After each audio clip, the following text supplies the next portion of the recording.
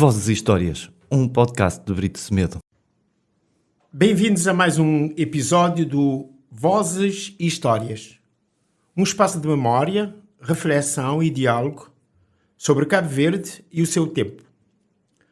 Ao longo deste ano, o Expresso das Ilhas assinala os 90 anos da Claridade, não como simples efeméride, mas como exercício de interrogação crítica. Fundada em 1936, a Claridade foi mais do que uma revista literária. Constituiu um gesto fundador ao afirmar um modo novo de pensar o país a partir de dentro, com tempo, rigor e responsabilidade. É nesse horizonte que se inscreve esta conversa com Leão Lopes, artista plástico e pensador da cultura, antigo reitor da MEA, Instituto Universitário de Arte, Tecnologia e Cultura, e doutorado pela Universidade de Rennes II, com uma tese dedicada ao escritor cabo-verdiano Baltasar Lopes, uma ligação académica que confere a esta conversa uma densidade particular. Com ele, propomos-nos revisitar o que a Claridade abriu e compreender o que, 90 anos depois, ainda nos exige como país. Bom dia, Leão. Obrigado por teres aceito o convite e bem-vindo a este episódio especial do Vozes e Histórias. Hoje, quando falamos de Claridade, de que falamos realmente? Bem, primeiro, obrigado pelo convite. Quando falamos da Claridade hoje, muitas vezes falamos do que sabemos pouco. Porque este tempo histórico, este tempo da Claridade,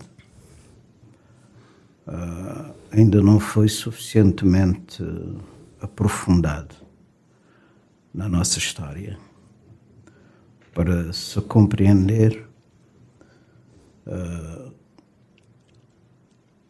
a Claridade neste momento, não só histórico, como de ruptura com um pensamento herdado pela geração que esteve à frente desta iniciativa.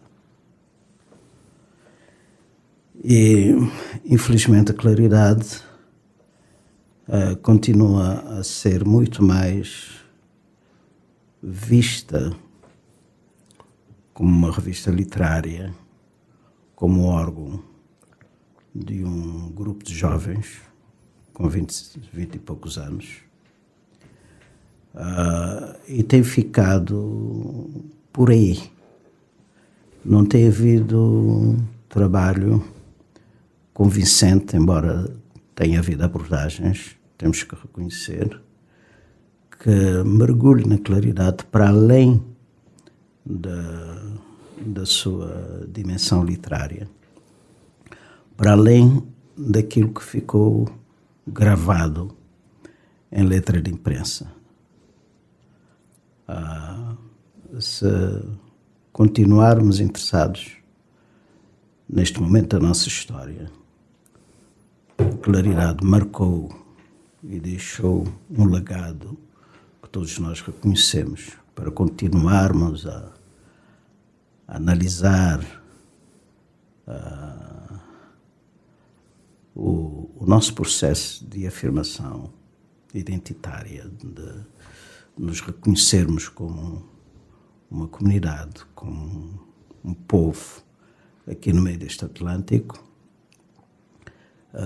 Vamos descobrir que a Claridade vai para além disso. Que país começam Baltasar Lopes, Manuel Lopes e Jorge Barbosa a construir em palavras? Eu penso que antes de construir em palavras, começaram a construírem-se a si próprio para se encontrar no seu espaço, no seu mundo insular, mas sem perder de vista, naturalmente, ao mundo que aqui se cruzava. É interessante que logo no início do Chiquinho passa-nos imediatamente esta é a ideia deste grupo de jovens que descobre o mundo a partir do seu lugar. Aliás, creio eu, para continuarmos a ler claridade, ou entender claridade, temos que ler muitas vezes Chiquinho, ou volta e meia Chiquinho, porque tudo está lá. Os limites coloniais travaram ou afinaram o projeto da claridade? Instigaram o espírito desses jovens. Normalmente nesses contextos políticos, nesses contextos sociais específicos, os mais sensíveis e, sobretudo, os jovens, são instigados de forma a realizarem-se como cidadãos do seu tempo, no seu contexto, e acaba por desbloquear resultados desse tipo, seja na literatura, seja nas artes plásticas, em qualquer área de expressão, inclusive da política. E em que sentido a escrita claridosa é também um ato de consciência cívica? Não diria a escrita como um ato de consciência cívica, mas talvez a escrita como instrumento de procura de uma estética específica, de uma maneira de dizer, de uma maneira de fazer, de uma maneira de pensar que rompe com o herdado. Mas não rompe naquele sentido de rejeição, ou rompe no sentido que não será de continuidade, mas de questionamento com o legado, com aquilo que se encontrou, não é? Essas são as rupturas estéticas que acontecem periodicamente na história do pensamento, na história das culturas, das transformações da arte, etc. Isto leva a uma questão, a uma pergunta que já vem na decorrência desta resposta. Os grandes temas são literários ou estruturais? Os grandes temas da claridade? Creio que são uma e outra coisa. São literários porque eles inauguraram uma forma de dizer, de escrever uma nova literatura incontornável, não é? Que resulta de uma estrutura de pensamento baseado num suporte filosófico estético, não é? E resulta numa literatura específica, a forma como a língua portuguesa foi usada, revisitada, a forma como a nossa língua materna entrou na construção dessa literatura, o imaginário. É preciso não esquecermos que é um momento da censura, não é? Contornar a censura, reinventar o dito escrito com a censura presente, não é? Resultou naquilo que hoje chega a nós, numa literatura específica, numa poesia específica, num cantar específico e num modo de estar também específico, não é? Como ler hoje as críticas que foram feitas à claridade? Estou a ver especialmente a fase que veio com Onésimo Silveira, com a essencialização da literatura cabo-verdiana. Como ler hoje? Na altura do Onésimo Silveira, as leituras que fazemos dessas críticas, é importante metê-las sempre em contexto. Como as de hoje, metê-las em contexto. Não é? O ensaio crítico do Onésimo acabou por... Foi o próprio Onésimo até que acabou por se redimir. Porque, repara, o que estava na essência dessa crítica era uma espécie de acusação de uma geração que entendeu o conceito de evasionismo de uma outra maneira. E quando foi os 50 anos, o Onésimo declarou-se maduro, já tinha, como é que é dizer, sobrevivido muitos anos em relação ao ensaio dele. E Baltazar, os claridosos, Baltazar e Manuel Lopes, pelo menos, estavam vivos e confrontaram-se. Não é? E depois é interessante que o Onésimo, conhecido como um poeta de referência, seria estranho ele não se renovasse na sua crítica passado esses anos. Não é? O evolucionismo dessa geração tinha sentido para se afirmarem de alguma forma, mas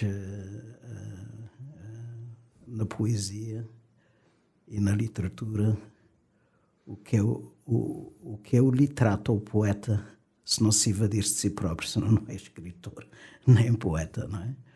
E confundiram de alguma forma, mas também consciente da dimensão dicotómica dessas duas ideias de evasionismo. Não é? Aliás, até Baltazar, no Varia Quaedam, fala dessa questão, que é interessante. Disse, os que nos acusaram de evasionistas foram os que partiram. Nós ficamos aqui. Só para situar a quem nos ouve, esse ensaio foi publicado em 1961, um ano depois de ter saído no último número da revista Claridade. Claridade encerra um ciclo, estou a pensar em termos do período a partir de 60, que há um outro contexto histórico, ou inaugura uma tradição crítica? Inaugura, obviamente. Sim. Claridade não está encerrado, porque se estivesse encerrado... Não estaríamos agora a falar Nem estaríamos e não estariam outros a reler e a opinar e a criticar, porque já estaria morto, estaria passado, estaria adormecido nas bibliotecas, se calhar, ou no fundo dos acervos bibliográficos das universidades para investigação, não é? Isto quer dizer que Claridade está viva, não é?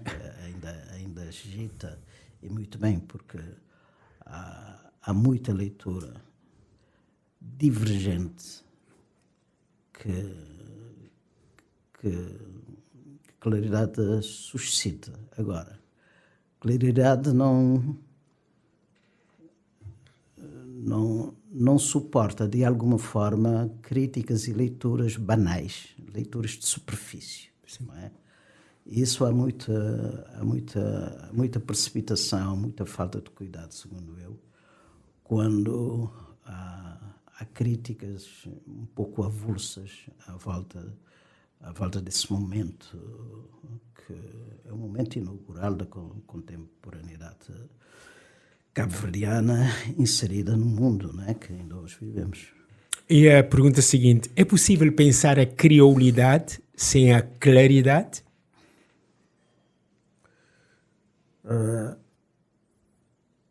Bem, eu costumo lidar com a noção de criolidade numa dimensão, como é que é dizer, muito mais aberta do que aquela que normalmente a criolidade é restringida, não é? A mim interessa-me a criolidade mais no sentido de encontro, de conflito, que gera novas formas de pensar em vários campos, não só linguístico, mas também em campos da criação artística, não é? É por isso que eu lembro várias vezes o poeta martiniquês, o Edouard Glissant, que é na linha do Edouard Glissant que eu gosto mais de entender a criolidade, baseada naquilo que ele chamaria de poética da relação. A relação em partes para criar um novo, não é? A relação contínua entre pensamentos, entre projeções de criação artística, entre divergências políticas, para criar o novo, uma coisa nova e que está sempre em movimento. A criolidade é uma dinâmica que não se esgota no conceito antropológico, no conceito cultural ou linguístico estrito. Eu gosto de pensar a criolidade assim. E creio que os claridosos pensaram um pouco desta maneira. Até porque, uma vez confrontado, o Eduardo Glissant, que nunca conheceu Cabo Verde, não conhecia os claridosos. Numa entrevista que deu em França, já há vários anos, ele já morreu há muito tempo, por um investigador francês da cultura e da literatura cabo-verdiana, introduziu na claridade e explicou o que esses jovens na altura propunham, a partir de Cabo Verde, dessas ilhas atlânticas, no meio deste deserto de mar, como o Ribeiro Couto classificou Cabo Verde. E ele ouviu e respondeu: bem, afinal, eles estavam para frente de nós, os da negritude, que eram discípulos da negritude, não é? E realmente estavam, em termos históricos e em termos de pensamento, não é? Estavam à frente. Sim. Não é? E que diálogo existe entre a herança claridosa e outras artes? Como? Que diálogo existe entre a herança recebida da claridade e outras artes? Porque, por vezes, ficamos restritos a pensar a claridade só na literatura, que é muito mais do que isso. É uma oportunidade para... Eu acho que ler claridade, das vezes que a revista nos passa pelas mãos, descobrimos outras camadas, outras nuances interessantíssimas. Dependendo também do leitor. Eu, quando folhei a claridade, salta-me sempre aquilo que me despertou desde o primeiro momento a claridade, que inaugura a antropologia em Cabo Verde. São os nossos primeiros antropólogos. Sem saber ler nem escrever, como Baltazar dizia. E o Félix Monteiro explicou-me isso. Não é? O Félix Monteiro disse-me: bem, eu estou na revista, isto foi gravado, filmei, mas nunca montei esse filme. As coisas funcionavam da seguinte maneira: o Baltazar é que programava os números. E ele distribuía o programa para cada um de nós. Eu não estava em São Vicente. E ele dava as pistas e as orientações. Eu fazia esse trabalho. E se voltarmos a ler o Félix Monteiro, na Claridade, com esta informação, Números 7 e 8, especialmente. acho que 6 também, creio eu. Tem bandeiras, tem tabanca. Sim. E percebe-se uma dimensão da claridade que muitas vezes passa ao lado para quem só está à procura da literatura e não do ensaio, da etnografia, da etnologia, da antropologia. O texto, o apontamento de João Lopes é uma peça incrível, não é? E é a necessidade dessas releituras é que ainda me impele para Sim. ter a claridade sempre presente. E aí a questão atual, o que é que a claridade ainda nos ensina num tempo de aceleração mediática? É tudo acelerado, não há tempo para parar, não há tempo para refletir. O tempo hoje é todo comprimido. Ninguém ouve ninguém. As leituras de ser curtas e rápidas e há muita informação. Não sei se a claridade terá a pretensão de nos ensinar seja o que for, de nos despertar, não é? Sobretudo, despertar para a importância de ler. E de ler todos os dias. Sim.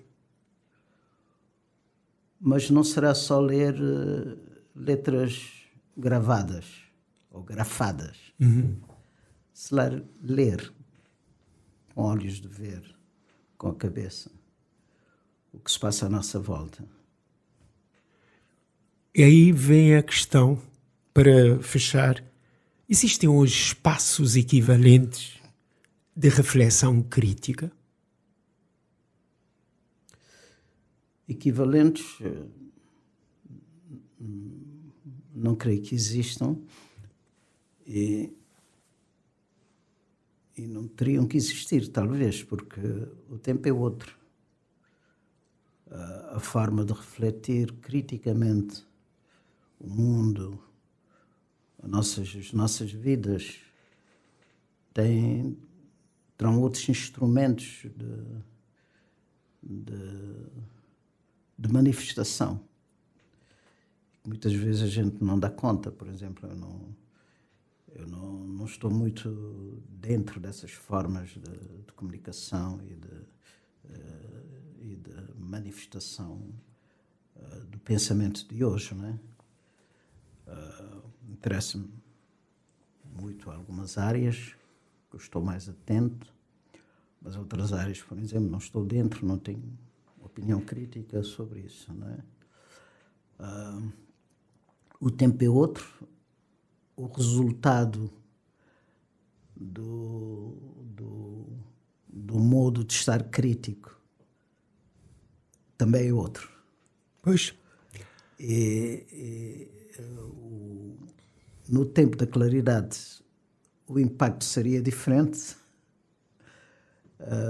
um meio pequeno, mas não acanhado, um meio pequeno, ansioso, por se ser percebido, perceber-se a si próprio e ser percebido fora de si.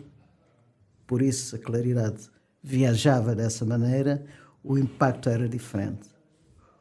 Hoje o tempo é mais efêmero, aquilo que nós estamos aqui a gravar daqui a pouco não serve para nada, não é? Não tem...